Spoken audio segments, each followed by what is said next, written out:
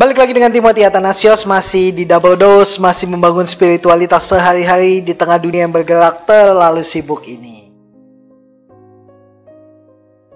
Hari ini tanggal 30 Oktober dan tema kita hari ini adalah Our Genesis. Dan firman Tuhan saya ambil dari Ibrani pasal 11 ayat yang ke-24. Demikianlah bunyi firman Tuhan.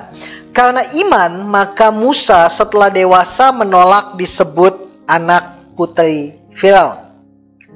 Nah, singkat kata singkat cerita, Musa ditarik dari air dan diselamatkan oleh putri Mesir.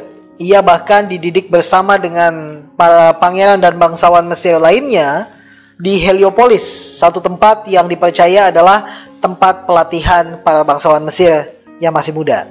Nah, ia sangat Mesir dalam penampilannya, namun ia tidak bisa menyangkali siapa dirinya sesungguhnya.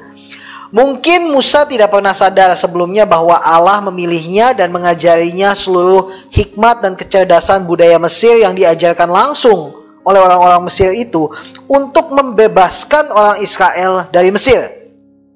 Cara Tuhan unik ya, Dia mengirim Musa ke Mesir untuk pada akhirnya membebaskan bangsa Israel dari Mesir, untuk membawa bangsa itu masuk ke dalam tanah perjanjian. Di situ kita lihat bahwa bukan kebetulan Musa menjadi bangsawan Mesir. Bukan kebetulan ia meninggalkan Mesir. Bukan kebetulan Musa menolak disebut anak putri Firaun. Dari kisah itu kita belajar tentang jati diri kita, yaitu dari Tuhan datangnya, dan bukan dari dunia ini. Dan dari kisah itu juga kita belajar tentang tujuan kita, yaitu kepada Tuhan, dan bukan kepada dunia ini. Sekali lagi, jati diri kita datangnya dari Tuhan dan bukan dari dunia ini. Tujuan kita yaitu kepada Tuhan dan bukan kepada dunia ini. Setelah tujuannya jelas, maka Musa mulai memimpin. Kepemimpinan tanpa kesadaran akan jati diri dan tujuan yang jelas hanya akan menimbulkan kebingungan dan kekacauan. Sekali lagi, kepemimpinan tanpa kesadaran akan jati diri dan tujuan yang jelas hanya akan menimbulkan kebingungan dan kekacauan. Dosen saya sewaktu di seminari, dosen perjanjian lama saya, Pendeta Ishak Rudi, mengatakan bahwa peristiwa Exodus keluar dari Mesir itu harus diimbangi dengan peristiwa Exodus, peristiwa masuk.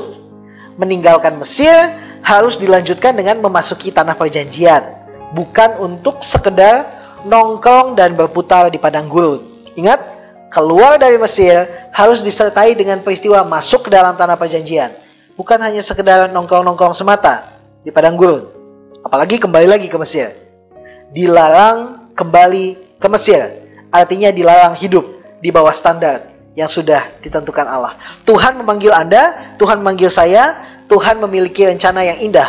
Lebih daripada apa yang kita pikirkan bersama. Stay, when you get out of Egypt, don't stay there.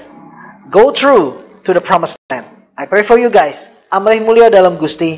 Tuhan Yesus memberkati.